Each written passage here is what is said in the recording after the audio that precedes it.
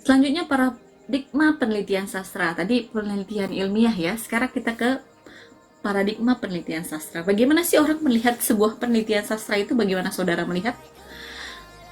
Paradigma berasal dari bahasa Latin yang artinya contoh atau model atau pola.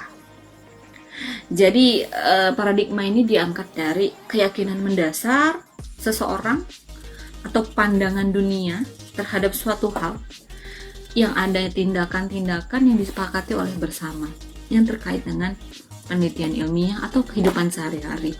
Jadi pandangan dunia yang sudah diyakini, yang diakui, yang disepakati bersama-sama itu adalah adanya tindakan-tindakan dalam kehidupan sehari-hari atau dalam penelitian ilmiah. Ya, bagaimana pandangan saudara tentang penelitian sastra? Biasanya adanya kesamaan, ya. Ibu rasa itu nanti jelasnya Ibu akan lanjutkan di slide yang berikutnya. Selanjutnya, 3 hal yang mempengaruhi perbedaan paradigma seorang ilmuwan atau seorang peneliti ya. Pertama, pandangan filsafat. Nah, ini pandangan filsafat ini sangat penting karena berkaitan dengan keilmuan. Kemudian metodologi, makanya tadi dikatakan metodologi itu punya cara tersendiri. Setiap orang boleh bebas memilih metodologi apa, yang bersumber dari apa, ya, yang diambil dari buku apa misalnya. Dan yang biasanya juga teori juga bebas. Anda bisa boleh pilih teori siapa yang Anda yakini. Semuanya berawal dari pandangan filsafat seseorang. Filsafat ini biasanya suatu kebenaran yang dianggap benar oleh seseorang, atau intinya kebenaran adalah sesuatu yang dianggap benar oleh seseorang. Makanya tidak bisa dikatakan kebenar atau tidak. Tapi kebenaran ini adalah sesuatu yang sebenar-benarnya sesuai fakta. Nah, jadi pandangan filsafat berpengaruh pada unsur dari dalam peneliti itu sendiri dan unsur luar, yaitu lingkungan fisik dari si peneliti itu sendiri. Bagaimana pandangan seseorang itu sangat berpengaruh pada unsur di dalam diri dan lingkungan sekitar tempat tinggal atau keseharian si peneliti. Metodologi itu terkait dengan penjelajahannya atau penemuan metodologinya berdasarkan pengalamannya, sama juga teori, penjelajahan teorinya, intinya penemuan teorinya, sebanyak apa jurnal yang dibaca, sebanyak apa buku yang dibaca, sebanyak apa materi yang dibaca. Ya, itu yang terkait dengan penjelajahan teori dan metodologi. Nah, ini 4 faktor yang mempengaruhi penelitian kualitatif menurut Ritzer, ya. Faktor-faktor ini yang mungkin agak sulit kita berpikirnya, tapi kita baca sama-sama, semoga dapat dipahami ya. Faktor ontologis, jadi keberadaan objek yang dengan sendirinya berbeda di antara masing-masing ilmuwan.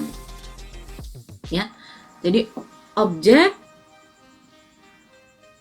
memiliki keberadaannya ya.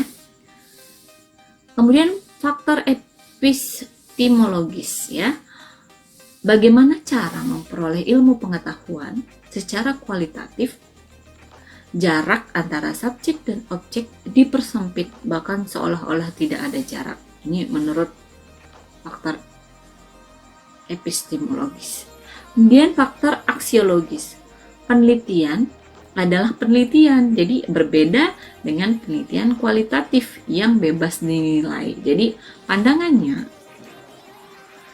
faktor aksiologis ini penelitian kualitatif itu bebas dinilai. Kemudian faktor metodologis, keseluruhan proses penelitian termasuk metode dan teknik serta teori yang ada. Ibu rasa demikian. Kita lanjut ke slide yang berikutnya. Slide yang berikutnya adalah definisi penelitian sastra. Siapa yang tahu definisinya? Silakan boleh komentar di bawah.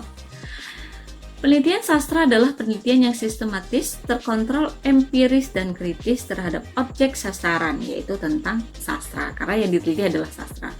Sistematis adalah dilakukan secara sistemik dan terencana. Jadi tadi sudah dibahas kan, kualitatif. Biasanya penelitian sastra juga masuk ke kualitatif. Tapi ada nggak yang sastra yang kualitatif? Ada. Tapi ini contoh ya. Dilakukan secara sistemik dan terencana. Sistematis ini berarti tersistem, tersusun ya. Bab 1, 2, 3, 4, 5, langkah kerja, metode kerja, teknik pengumpulan data, teknik pengambilan data, diurutkan dari awal sampai 1. Nggak boleh dibalik-balik.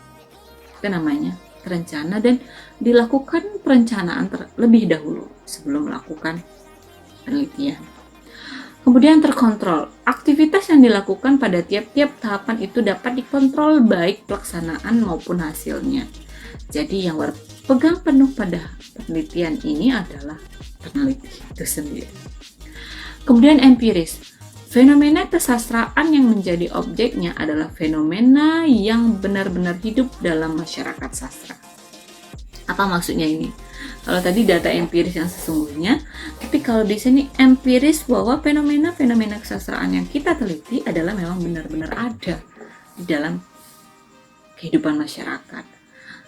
Karena biasanya sastra itu juga hidup di dalam masyarakat dan sastra juga mencerminkan apa yang terjadi di masyarakat. Biasanya sastra juga dibuat berdasarkan pengalaman atau peristiwa yang terjadi di masyarakat. Ya, itu maksudnya. Kemudian kritis terhadap hipotesis tentang pemahaman, interpretasi, dan konkretisasi kesastraan yang menjadi objek penelitiannya. Nah, ini yang makanya dikatakan tadi, ada hipotesis kerja. Hipotesis kerja ini kita harus benar-benar lakukan. Kita harus mempunyai interpretasi atau pandangan atau gagasan secara teoritis yang memadai dan menyeluruh. Oke, berasa demikian. Kita lanjut ke slide yang berikutnya. Slide yang berikutnya adalah definisi penelitian sastra. Siapa yang tahu definisinya? Silakan boleh komentar di bawah. Penelitian sastra adalah penelitian yang sistematis, terkontrol, empiris, dan kritis terhadap objek sasaran, yaitu tentang sastra, karena yang diteliti adalah sastra. Sistematis adalah dilakukan secara sistemik dan terencana. Jadi tadi sudah dibahas kan, kualitatif. Biasanya penelitian sastra juga masuk ke kualitatif. Tapi ada nggak yang sastra yang kualitatif? Ada. Tapi ini contoh ya. Dilakukan secara sistemik dan terencana. Sistematis ini berarti tersistem, tersusun ya. Bab 1, 2, 3, 4, 5, langkah kerja, metode kerja, teknik pengumpulan data, teknik pengambilan data, diurutkan dari awal sampai 1. Nggak boleh dibalik-balik. Itu namanya terencana dan dilakukan perencanaan terlebih dahulu sebelum melakukan penelitian. Kemudian terkontrol. Aktivitas yang dilakukan pada tiap-tiap tahapan itu dapat dikontrol baik pelaksanaan maupun hasilnya. Jadi yang berpegang penuh pada penelitian ini adalah peneliti itu sendiri. Kemudian empiris. Fenomena kesastraan yang menjadi objeknya adalah fenomena yang benar-benar hidup dalam masyarakat sastra. Apa maksudnya ini? Kalau tadi data empiris yang sesungguhnya, tapi kalau di sini empiris bahwa fenomena-fenomena kesastraan yang kita teliti adalah memang benar-benar ada di dalam kehidupan masyarakat. Karena biasanya sastra itu juga hidup di dalam masyarakat dan sastra juga mencerminkan apa yang terjadi di masyarakat. Biasanya sastra juga dibuat berdasarkan pengalaman atau peristiwa yang terjadi di masyarakat. Ya, itu maksudnya.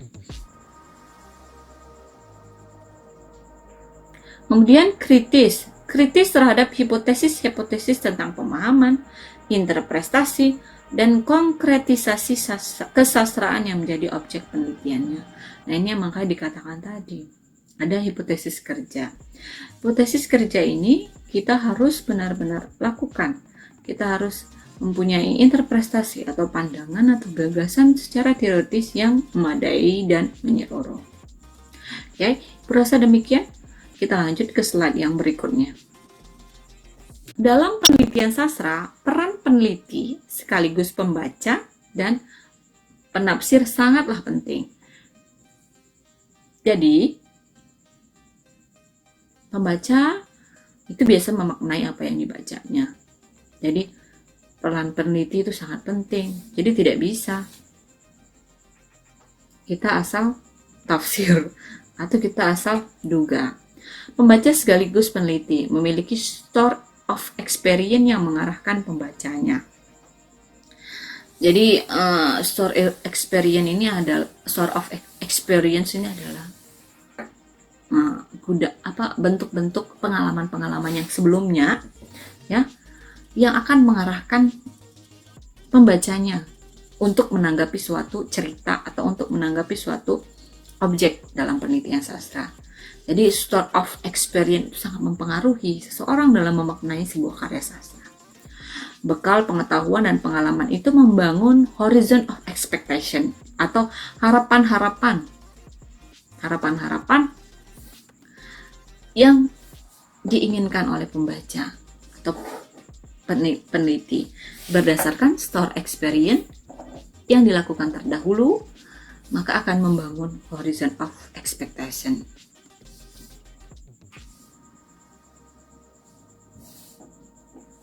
Ya, horizon of expectation ini dikaitkan dengan ilmu resepsi sastra, ya. Bagaimana space of experience atau tadi store of experience di tengah. Kita lanjut ya. Di slide yang berikutnya, beberapa hal tentang penelitian sastra. Penelitian sastra berhubungan dengan pikiran makna, signifikansi yang disadari dan masuk melalui teks sastra.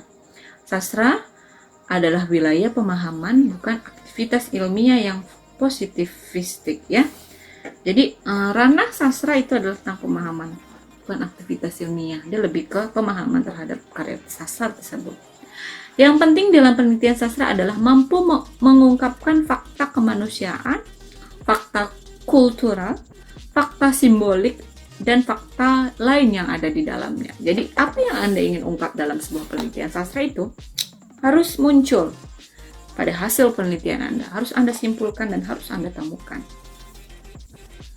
Berikutnya, penelitian sastra harus menekankan wilayah kehidupan kesusastraan, yaitu pengarang, peneliti, dan pembaca, di mana ketiganya memang sangat-sangat berpengaruh.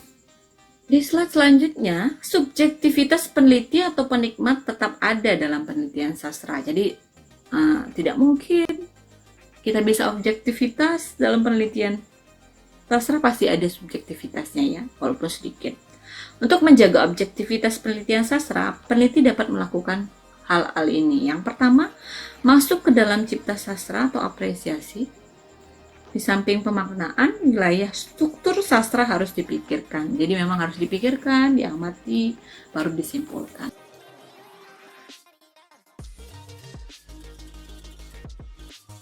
Oke, terima kasih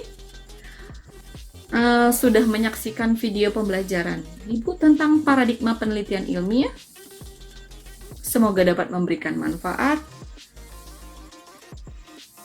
Kemudian jika ada pertanyaan atau komentar atau saran atau ada kekurangan dalam penyampaian Ibu mengucapkan mohon maaf, ya. Jika ada pertanyaan atau komentar, silakan ditulis di kolom komentar di bawah, ya. Selamat meneliti. Jangan lupa mental sehatmu yang utama, tapi skripsi jangan lupa. Siapa yang lagi menulis skripsi saat ini, semoga dilancarkan. Semoga semangatnya terus menggebu-gebu untuk menyelesaikan skripsinya hingga akhir dan bisa menyelesaikan skripsinya tepat waktu. Sampai ketemu di video pembelajaran berikutnya. Wassalamualaikum warahmatullahi wabarakatuh.